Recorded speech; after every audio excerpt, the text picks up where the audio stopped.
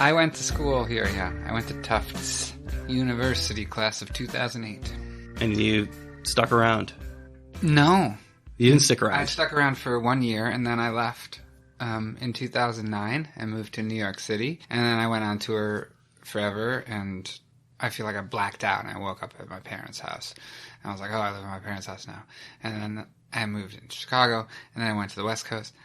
And I just moved back here. I moved back here in August, 10 years after, almost exactly 10 years after I departed. What brought you back here? I'm in love. Well, that's as good a reason as any. Yeah. Not in love with Boston, in love with the person who lives in Boston. Not by any means, no. Yeah, with the person who lives here, and got a job here. Okay. We were living together in Berkeley, Oakland, San Francisco for a while. Bay Area. And in Chicago. For a while, I was really just back and forth between Chicago and the Bay Area. And they just got a job here in Cambridge. They're an academic. Okay. They were doing a PhD. Is that intimidating? Dating an academic? No, academics are losers. They're nerds. Yeah. I've always been better than nerds. I'm just kidding.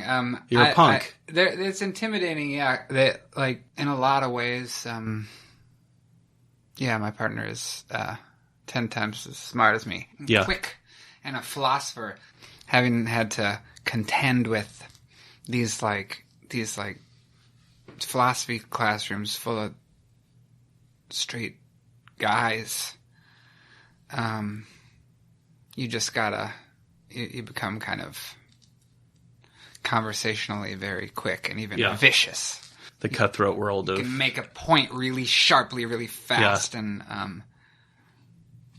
Is it a situation where they don't want to bring that home with them, or do you find yourself sitting around having a lot of like deep philosophical conversations? I love when we do. I noticed a deep, strong instinct that came on a few years ago, like, don't tell anyone about anything specific about my personal life. And I'm not sure why some people tell reporters and journalists and stuff.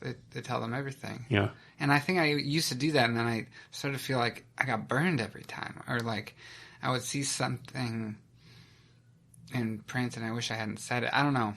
You isolate that, and I think that's... Right, you put it in big quotes at the top of the page. Yeah, exactly. That becomes the headline. Right. Yeah, and it doesn't happen on a podcast. So but I just remember a little while ago, I read... I was reading about Joan Armour trading, and Joan Armour trading, like her, it just said somewhere like very little is known about Joan Armour trading's personal life, and she's never said publicly anything about her sexuality or who her partner is, and I felt a deep pang of envy. And I was like, wow, but why do I feel that way? But she's so right. Mm-hmm, yeah. But she's like comes from a time and where perhaps addressing that could have been deeply problematic. Yeah, but she still hasn't addressed it.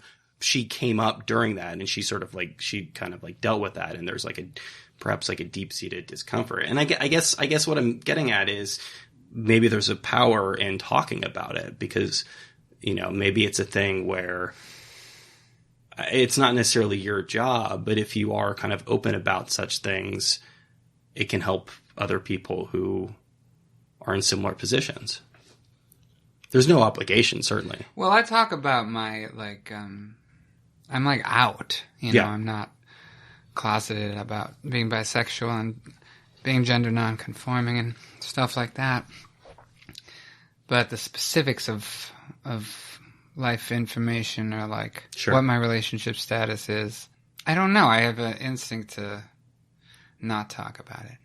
It's interesting. I wonder why. I was looking at your Twitter account today. It's a little, some of the very light research I do. You wrote, confronting gender hurts. Yeah. Which is a deeply personal thing to write on social media. Yeah, not only confronting gender. What I wrote was confronting gender hurts, and I honestly don't know if I'm breaking my bones so that they can heal, or if I'm just fucking breaking my bones for no reason. What's a more personal thing you could possibly write on Twitter than that?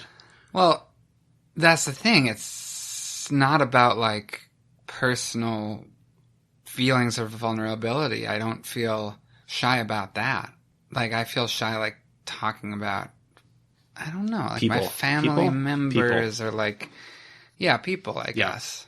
I don't want to bring them into this. It seems like the having a public life seems like it becomes a real cruel game real fast, and I play it. I have got my reasons to play it, but you know, I don't know if the other people in my life need to be dragged into that. Something I want to kind of like circle back around to was the John Cale interview you did. Oh yeah, was great and super enlightening for a number of reasons.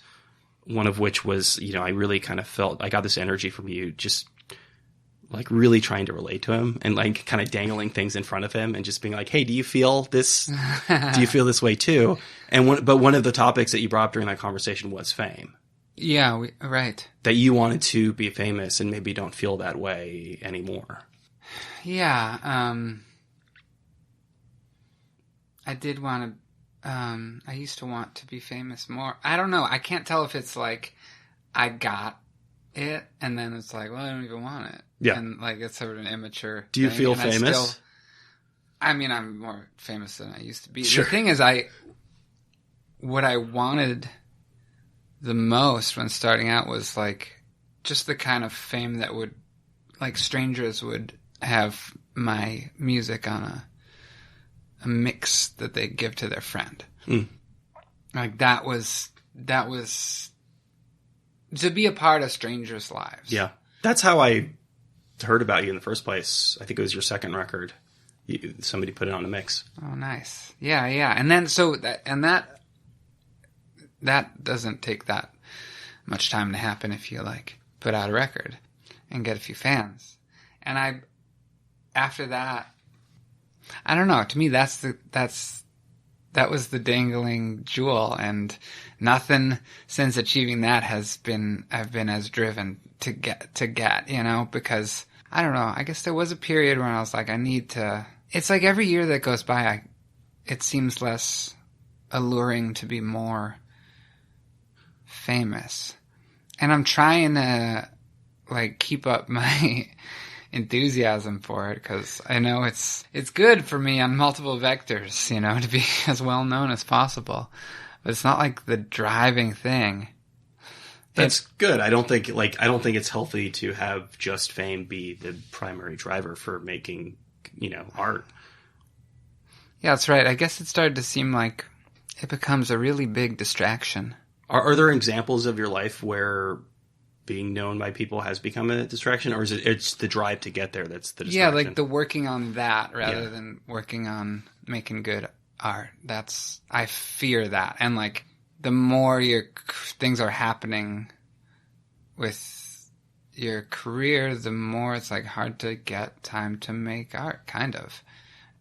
Unless, I mean, the thing that does make me want to be like rich and famous is that like maybe I could like not hustle, just like stop working so hard on playing all the shows and making enough money to live, and then I could just have just a lot of time to work on something really great. Do you think that you would be driven to continue creating if there wasn't the pressure to create? Oh, I hope so. I actually feel the opposite of pressure to create. But you feel the pressure to do things in order to make money and live and survive. Yeah, yeah. And the thing that you do to make money and live and survive is create. And also, like, when I was young and first doing this, I was like, I hope I'm never, I don't know. I know what I thought. I said to myself when I was younger that I hope I'm never like writing an album because it's time to have another album. I want to always be doing it because I've got something I have to say or something I'm fascinated by that I'm like, I want it to be like my first record every time, like needing it to exist for its own sake, not for the sake of a career. I don't like this concept of having a career, really. I want to, if nobody knows me for writing books or like a play or something, but that's the best way to say what should be said or do what should be done, or to say the thing I have to say, then I want to write the play. I guess I want the thing I have to say to dictate the form, not the fact that I have a career to be like, well, I've got to fill this space. A big part of what dictates the form is the tools that you have, the skill set you have to make it. I mean, music is a thing that you're good at and that you can make. Yeah. So it makes sense that would be the thing that you create and use as a conduit to get these ideas out. Yeah. Yeah, and I've got a lot of infrastructure to make records and stuff. But, like, to be honest, that's not how I came to it, because what I thought I was good at was writing prose when I was a kid. And you also didn't have that infrastructure when you started that exists now. Yeah, and I wasn't good at music either. I was bad at it, and I sounded pretty bad singing. And I think I went to music, and there's something embarrassing about it, but like, I don't think I had a deep interest in music. I was like, that's a form of writing that seems powerful, and I could like do that better than writing stories. You didn't have an interest in music? Well, I did. I was obsessed with it, but like, I was obsessed with it as like, I don't know how to draw the distinction. I was interested in the way people, in writing and performance, and I didn't care if things like sounded good. Like, I was interested in songwriting, I guess, most of all. And it's still the main thing that fascinates me, and I want to get better at. I mean, I want to get better at all of it, and I want it to sound nice, and I'd like to be a better singer and stuff. But the primary driver is like the writing, the form of writing that it is. Does that make sense? How is songwriting different than like poetry, for example? Oh, it's so different. I think I want to write things that get lifted by rhythm and harmony, that words that go beyond words by being delivered with melody and noise and stuff. It was like, I would write poems. I mean, I do sometimes write poems, but usually I'm like, yeah, but it's got to be more. It's got to be, you have to, I wish you could just feel it more when, at the moment you read it. I don't know. There's something fascinating to me as a writer with the form of songs and records as a form of writing. I completely understand from the standpoint of how transformational music is, even if it's like a bare bones thing. Like a good example of this for me would be John Darnielle in the Mountain Goats. Yeah. Where obviously one of our great writers. And and all of that stuff is poetry, and the stuff that I first started listening to him with was very bare bones musically, or like Leonard Cohen, right? I mean, like, pretty simple. A lot of the music he's putting around these is pretty simple, but like, I'm not going to sit down and read a book of Leonard Cohen poetry, and it's not because I don't think it's probably great, but like, that's not how I choose to. I don't read poetry, but like, music is a constant. There is something about that combination that's just completely transcendent. Yeah. I know, it's the best. It's the best thing. But I've always had trouble with like instrumental music. There's some instrumental music I'm into, and I've learned to find the person. But I'm like, where's the voice? Where's the person in there? That's what I'm interested in. Or sometimes, like, I guess often the best thing about a record is that you can get a whole culture, kind of a whole way of being. Just, you can hear it right away. And you can kind of try it on. You're like, what if I felt? What if I carried myself that way? That's a lot of what drew me in to the job. I could hear, like Lou Reed doing Sweet Jane. I was like, that's a whole different way to carry oneself. And that song is a great piece of writing, but it's really, what it really is I think a great performance. You can just hear he's kind of made a playground for himself to play in. I think being on stage with John Cale and bringing up Loaded is one of the ballsiest things I think I've seen somebody do. And you know, obviously, what like, happened? What did he ask me? My favorite no, record or something? you were. I think you were kind of talking to him about your journey with the Velvet Underground, and that you. Oh yeah, I started with Loaded. And... so you got into like the Beatles record. You know, you got into like what I think is like is a perfect pop record. Yeah, and the Cool Kids like the John Cale records. Yeah. I remember that's what we were talking about, and I was like, yeah, I guess it is kind of bold. He seemed to kind of wave it off. It was fine, but you know. Yeah, but the thing is, when I actually meet him, I also, it's really a heroic artist in my life that, a huge impact on my life as a maker of, as a musician and musician-songwriter. But once I'm talking to him, it's like we're talking shop, kind of. Yeah. You know, I was watching you, and I think that it struck me because, you know, you're not a professional interviewer, and I think that was a strength there, where it was really just two people, you leading the conversation, but trying to find where you connected with them. I think most smart people have some degree of imposter syndrome. Yeah. And, you know, you're like, oh, I've got this opportunity with a hero of mine. Somebody who, like, I respect his craft so much. I just kind of want to see if he, like, has had these same feelings. Yeah. Well, I don't know. What else do I ask him about? I don't want to ask him about, like... Somebody from the crowd asked him some dumb question about, like, did you really beat somebody up with a pair of chopsticks or something? And I feel like both of our faces fell. You're like, oh, that's what we're here for. For you, though, you know, in the early days, was there kind of a struggle for validity? You know, did it take a while to realize that you might be on the right track? You know, it was a weird thing that I did not think I was gonna have, like, do music as my thing, or like be like make records and stuff. It just didn't sound to me like an open path. It didn't seem like a possibility. No. It would be cool if it happens. Even when I started a band, like, it took till, like, actually when we got signed to a record label that I was like, oh, maybe I'm just already doing it. Yeah. And then you keep doing it. But it didn't seem possible. But at the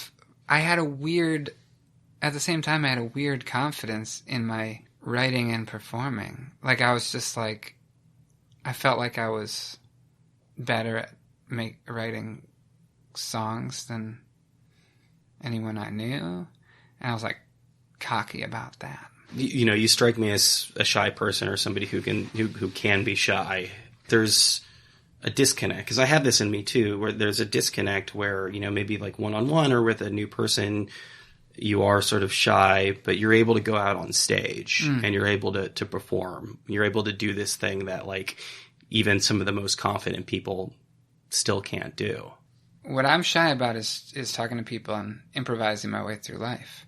Trying to get the prospect of trying to get my perspective heard in a conversation with multiple people, or just like a regular social life. I just get steamrolled a lot of the time, and used to a lot more. And so the stage, that's a place where I prepare what I have to say, and no one can really interrupt me while I say it. It's like a dream situation for someone like me, who's I've been, like, waiting all day, all year, to get to say something the way I want to say it, and, like, own the space. So I think that's why, like, for me, there was always like, getting on stage was always like, yes, finally, I'm gonna say something, and everybody has to shut up and listen. You were one of 4 kids. Yes. Did you have trouble getting a word in edgewise? Well, I was probably the quietest one, perhaps. I don't know. My mom was just recently telling me how, like, I would just, like, leave all the time. We'd, like, be together and, like, watching TV or whatever, and I would just, like, go away. And I hid during my bar mitzvah. Whoa! They couldn't find me for, like, an hour or two. Oh my God! Congratulations. Oh, wait, no, that's... No, but it was Congratulations on just... your bar mitzvah. Thank you.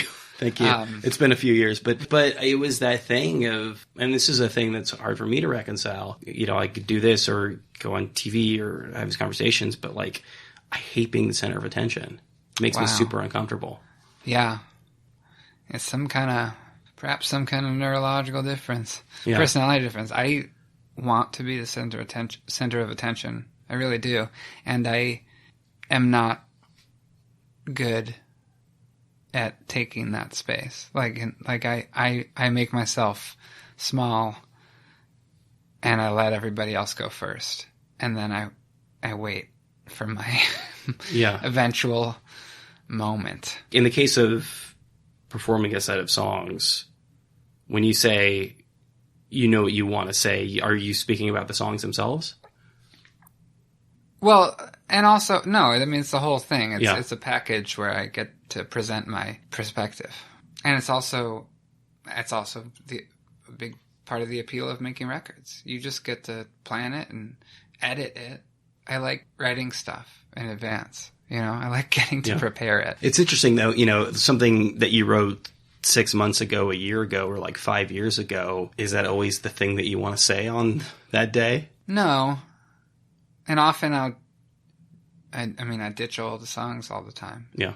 Usually, I try to build these songs well so they will last and be sturdy, and I'll be able to tell what I meant and reconnect with it in performance. And I usually can. I almost always, because if I start to realize that we've been doing some song and it just doesn't seem like the thing I have to say, then we stop doing it. And that's happened with a ton of songs that people request too. You strike me, and this is, you know, based on some interviews I've seen, as somebody who, and I have this problem to some degree too, but internalizes a lot of sort of like bigger things happening around yourself, political things, like big problems with the world. Like, these are things that you kind of hold deep. And I'm wondering, you know, when something happens, when Trump is elected or something, if that has, how profound of an impact that has on the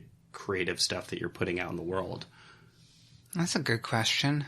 Well, it's hard to tell for me, actually. I feel like I've put more of my reaction to the news of the day into my music as time has gone on. And I think that might be actually just paying more attention, but it's happening at the same time as a sort of turn in public life and world politics and stuff. So I can't tell which it is. I don't know. I know I was writing this Transangelic Exodus record, which is like about sort of desperate refugees and maybe a questionably authoritarian state. And I was writing it before the election and stuff, the Trump election. And I don't know, it had been like every year I would see and be more disturbed by the calamities in the news than I had the previous year.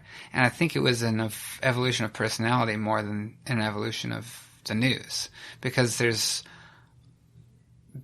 always disasters going on. There's just the rich just kill the poor every decade, every century, and they get away with it.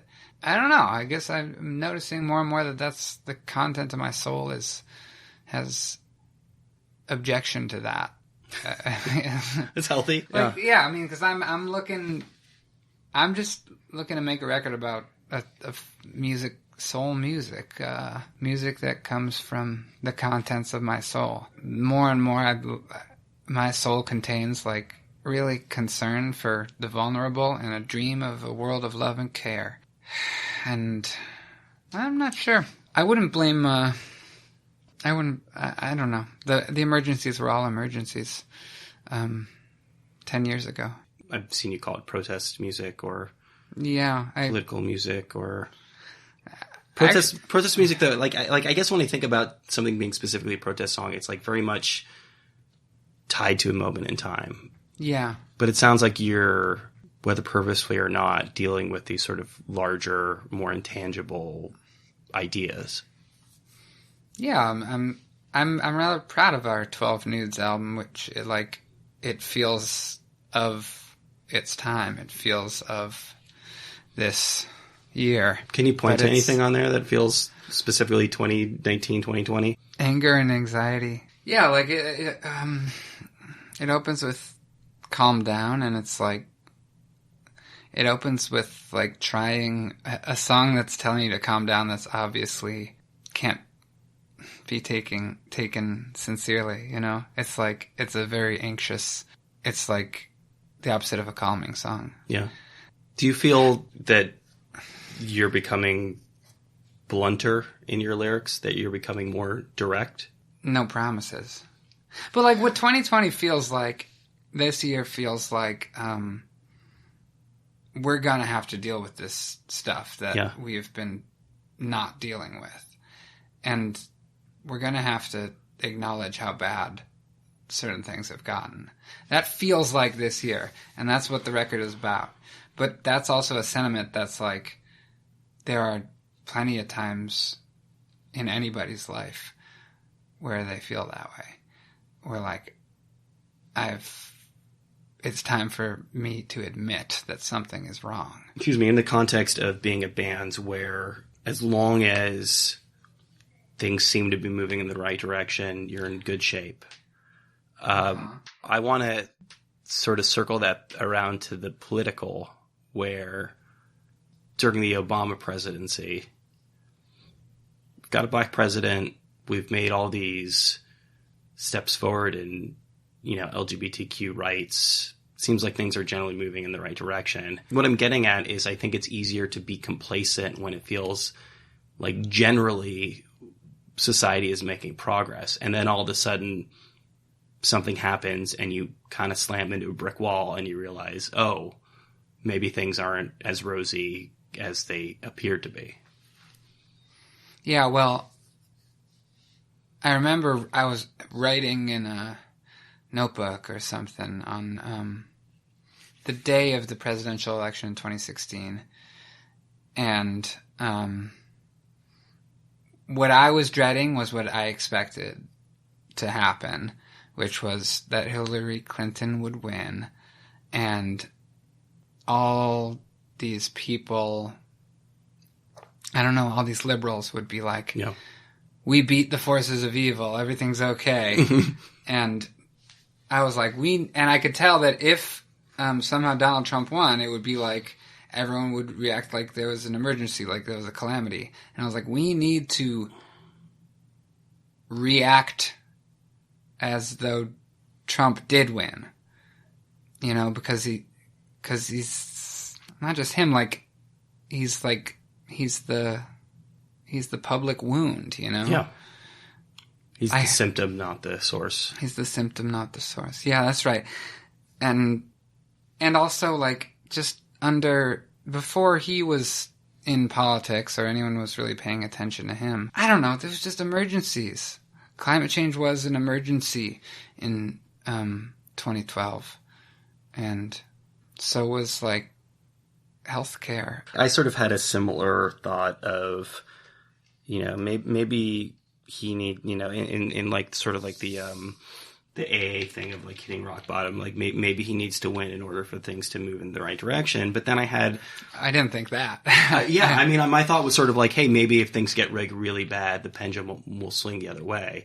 But then I had a discussion with somebody who's like, oh, I'm an immigrant to this country. Like, what if this is not a thing that I can wait for 4 years to get better. That there are people whose lives are going to immediately be impacted by that fact. Yeah, that's true. There was a lot of sort of speculation around that, and there were a lot of like think pieces about like it'll be bad, will be 4 years, and then maybe like ultimately we'll be better for it. But clearly, like that is not the case. Oh, I don't know. Yeah, people have died. There's a lot. I don't really deal in the what ifs. It's just like each day is like a new situation that demands attention or like, some kind of reaction. Yeah, and making the I wanted the record to be an emotional reaction to it that like took the worst feelings seriously. I don't know. I spent a lot of time like not being able to look at certain things that terrified me, like climate change, increasingly like rising white supremacy, that kind of stuff, nightmare stuff. And I felt it was my job to like sort of rally people for a little while and be like, yeah, everything's going to be okay, don't despair. And then I just started to realize it would be worthwhile to spend some time feeling like things are as bad as I actually think they are, or as bad as they, or at least just admitting how bad it feels sometimes. That I'm in pain, that other people are in pain. Something is wrong. It shouldn't be that way. That's where you are in that arc. You're really kind of being open and upfront about these feelings. Yeah, feel like let yourself see it as like bleak and or like a total emergency. And if you let it feel that bad, what would you do if it felt that bad? What is your instinct in your own life? You know, because I know you've dealt with anxiety, depression. Yes. That's the thing about depression especially, is when things feel really bad, you don't feel motivated necessarily to address them. Yeah. It depends. I don't know. Maybe like, maybe there's different kinds of these things. Yeah. But, sometimes like for me, a lot of, I don't even know what to call it, degradation of my spirit and like will, comes from actually trying to fight away the bad feelings and not letting them have their time, not letting them have their moment. There's a certain amount of energy being expended on fighting off a feeling of sadness or inadequacy or fear or gender dysphoria, because they're hard things to deal with. And they seem like they're going to be huge. If you're really going to feel them, they're going to be so huge you'll just drown in it. But usually if you just... I think sometimes it's true that you should let it in and let yourself feel that bad. Take a day or an hour or 5 minutes to feel that bad. And then the thing will have... You know, it will have had its time and it will leave you alone. I mean, maybe it'll come back, but like, I suppose it's influenced by, like, Buddhist thinking. Just like, let the bad feeling be the bad feeling. Don't have a bad feeling about it. Don't like wrestle it into some story where you don't feel that way. Do you feel like you know yourself better than you did, 10 years ago, 12 years ago? Way better, yeah. On a good day, anyway. What have you realized about yourself that you might not have known back then? Well, what was 10 years ago when I left Boston? For me, the timeline is sort of like, I discovered your music around, probably 2008, right? So early times. Yeah. So I think second record for you. Yeah. So compare yourself in the Harpoons to today, and where you are and how much you know about yourself, and what is it that you have figured out about yourself? One thing that I think of right away when I think of the time that I was in the Harpoons was that I wanted to, I wanted everybody to like me. Mm-hmm. And I wanted, failing that, everything to go totally smoothly and me to never make anyone else uncomfortable. What did you, like, day to day, what did you sort of do to present yourself in a way that would make people like you or be more comfortable around you? I would just be I would act like the people I was hanging out with, basically. Yeah, and I mean, the people I was hanging out with were like kind of, Well, a diversity of people, but especially my band, like, they were just, like, nice, smart, bro-y guys who had, like, a certain kind of culture that a sort of, I don't know, for me it was painfully masculine and sort of emotions shut down. Yeah, like a lot of inability to speak. At least that's how it felt for me. And yeah, I probably said, yeah, cool, 100 times a day. Yeah. Cool. I've basically spent 10 years trying to destroy yeah, cool. Trying to root it out from any part of my social instincts. And, like, be the full, inconvenient, queer, religious person that I actually am in my head and actualize it outside of my brain. I mean, I think that's for a lot of people, that's just growing up, kind of becoming an adult who's more who they... There's less of a disconnect, but I could see that I could go for years in this, like, feeling of being in disguise or in hiding. I mean, obviously these are two very different things, but both equally important to you. But when it comes to being an observant Jew or when it comes to being genderqueer, were those things that you weren't upfront about at the time? I wasn't very upfront about either. I mean, I didn't present feminine at all. I started, like, in 2011 on stage is when I first, like, publicly wore a dress, and it felt like such a huge thing, and it had to be on stage so everyone would know it's like a show. It doesn't mean anything about who I actually am or something. And I think it was I was very entirely private about spirituality and religion, and I didn't,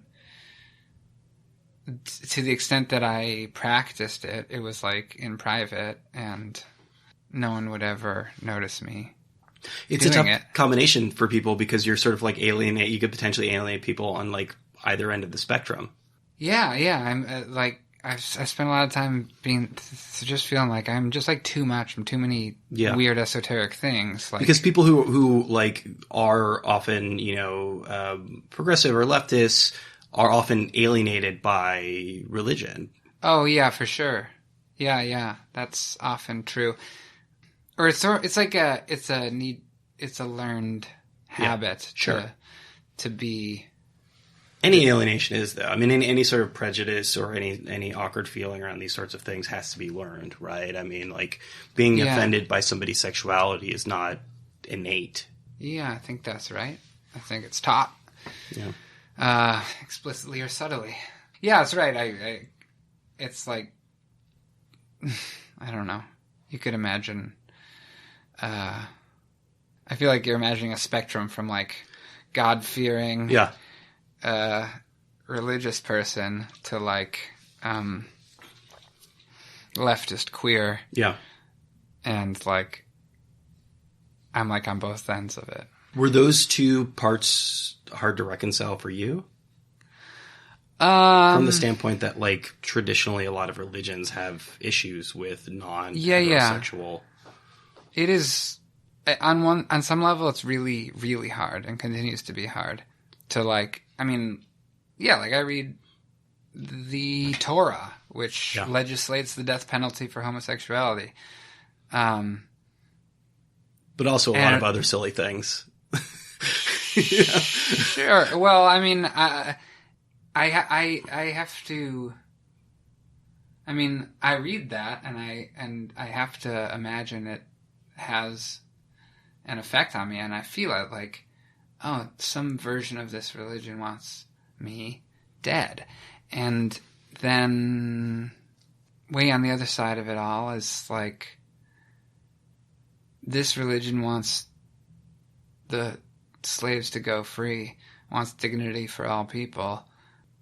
And also, to me, conceptually, is made to evolve, and has evolved Judaism as practiced today would be unrecognizable person. And there's such a broad spectrum of the way people practice it. Yeah, so it's like built. I think it's built for getting, I don't know, just like actualizing its values as society changes. I think it's built for being able to sort of like fold up and stick under your arm and being able to flee with it. You know what I mean? It's like it's this thing that sort of survived all of these like horrible moments in history and all of these various exoduses. And there's something about it. There's something about it that people have held on to, that they're still practicing it to this day. Yeah, well, it is very portable to me. I mean, habitual transcendence, 100 blessings a day. You know, it's not separated into here's the sanctuary and here's the rest of your life. It's like it factors into you've got rituals for, you know, there's just like God is involved in your, I don't know, paying your employees and driving your horse or car. You feel that it's in spite of certain, you know, for obvious reasons, issues you might take with it, you feel that it still forms the basis of your morality? To some degree, in order to survive and practice religion, you have to be able to pick and choose. But you feel that it's still a kind of a fundamental part of the way you perceive the world. I mean, listen, like, I guess there's some picking and choosing, but not really, like... Again, if it's a religion where you could be stoned for being homosexual, like... Well, you couldn't be, is the thing. I guess you could have been, maybe, in the... or that it says that you should be. Right. There's sort of like... I don't know, sort of like, well, they don't really do an eye for an eye, do they? Since long before the year zero, it's like, no, there's asterisks on every word. You know, it was never, I don't think you want to read, I know that you are traditionally not supposed to read the Jewish Bible as a finished document. So let me reframe it. How much of sort of your own personal politics and your own interacting with the world do you feel like is kind of a direct result of your practicing? I wonder. Sometimes I think I'd just be a wreck without the influence of religion. And sometimes I think I might be exactly the same. I don't know. I think I might be an addict. But I also look at other people in my life who aren't so different from me, but who don't really have put much stock in religious practice or language, and they seem all right. Have you been less religious at certain points in your life? Is it something you left and kind of came back to? Mm-hmm. And if so, what brought you back to it? I could see it when I was 15 is when I could see that it was something I loved. That's the when I feel like I got into it. I started reading Jewish philosophy and stuff like that. I started taking it as an adult thing, a way to take my life seriously more, you know, and not just like talk about television. And I knew since I was a teenager that I like wanted it. I wanted just like daily practices that are guided by a sense of transcendent truths and like the infinite dignity of all people, to be like daily parts of my daily life. But I, you know, for certain reasons, fell out of the discipline of it, or I mean, rather I should probably say I was actively pushed away, you know, and trying to figure out being queer, and it just didn't seem like religion was a place to do that. Pushed away by the outside world or by yourself? Yeah, were you actively rejected by people in a religious community? Because subtly, and non-explicitly sort of just social. I don't know. Just like when you can tell people here are a certain way, and I'm not supposed to be the way I am here. Even when you weren't presenting in the way that you are now. Yeah, not because I was wearing a dress or something, just because I was in invisible mode, closeted, and I was like, I feel like I can't tell anyone here that I am attracted to a man. Yeah. You know? And, you know, but it was like there was a gaping hole there. I felt. I mean, what I tried to find is like the places where these most prominent, inconvenient parts of myself, being a queer and being a obsessed with God, like could both breathe at the same time. Because like I feel so closeted about both of these things so often, and it's like any place where one of these parts of myself could breathe, the other had to be underwater. And then you find the places where they can both breathe. Have you found that tribe? Have you found that group of people? Yeah, the gay Jews. The gay Jews. Love them. Yeah. It's I wish I knew they were around earlier. Yeah, I'm into some pretty queer Jewish communities that I've collected over the years. Yeah. I mean, like, it I feel like it takes a bunch of background or extra talk to explain how these things reconcile, but they completely do for me. And like, you know, you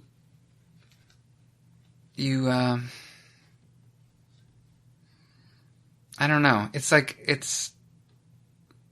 you can break the Sabbath to save a life, right? Yeah. And that's a death penalty thing, breaking the Sabbath. And like, you're saving lives. You're saving lives by making communities where people can be out, and it should not be a religious difficulty to accommodate queer people, because it's a religious duty about human dignity and human life.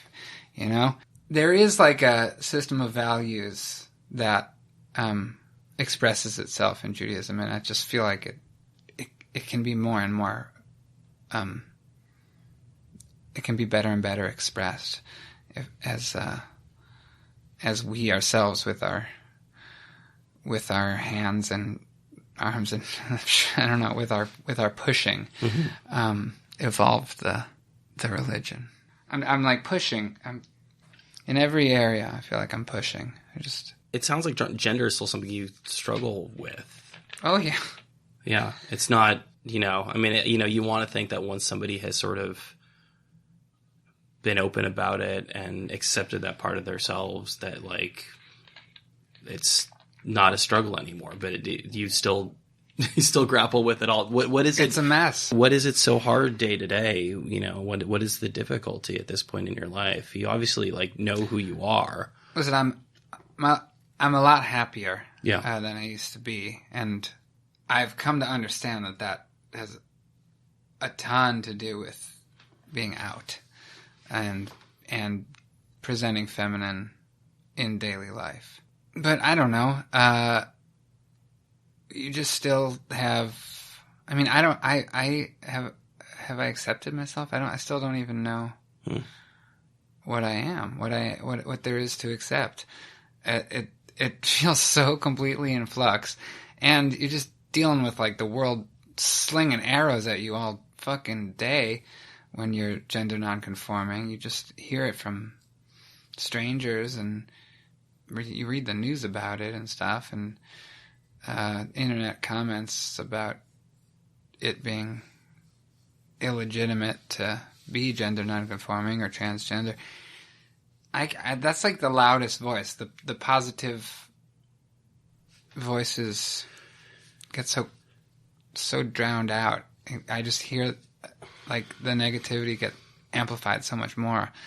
I guess maybe you don't, you know, and correct me if I'm wrong, but maybe it's like you don't want to have to feel like walking down the street in a dress is an act of transgression or an act of protest.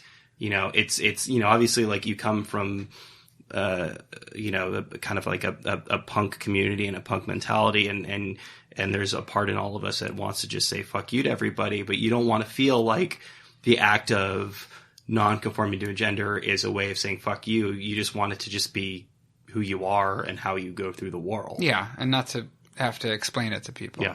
And it's less the people that I want to say fuck you to. It's like less, like, I don't know, getting like some people being openly mean to you is one thing, and it can be rough. Other times it just bounces off and you're like, I don't care. But I feel like the more, what is more ubiquitous is like having to re-explain. Yeah. Like, and it's nobody's fault.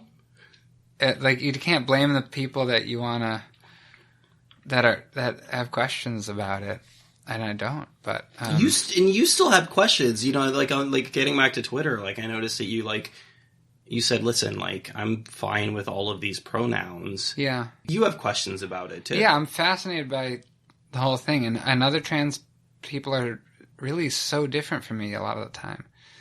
I can't be misgendered, which is a superpower of mine. Because I'm like,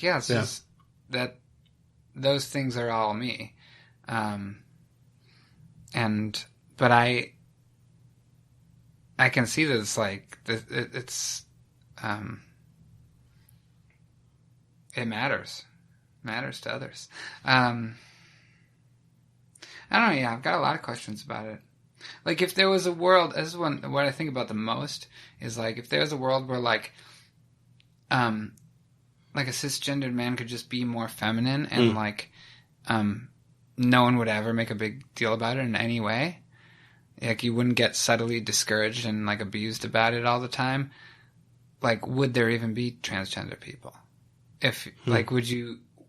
And it's an open question. I actually don't know. People associate it with other genders more deeply. Like, I think, I mean, there would be less of a stigma, sure, and people would be more open and more fluid generally, but that doesn't mean that, like, other people wouldn't associate more feminine. Yeah, I guess it's probably right. But what, I don't know. It's so much... But the world would absolutely be a better place. Sure. I just don't want to have to push so hard.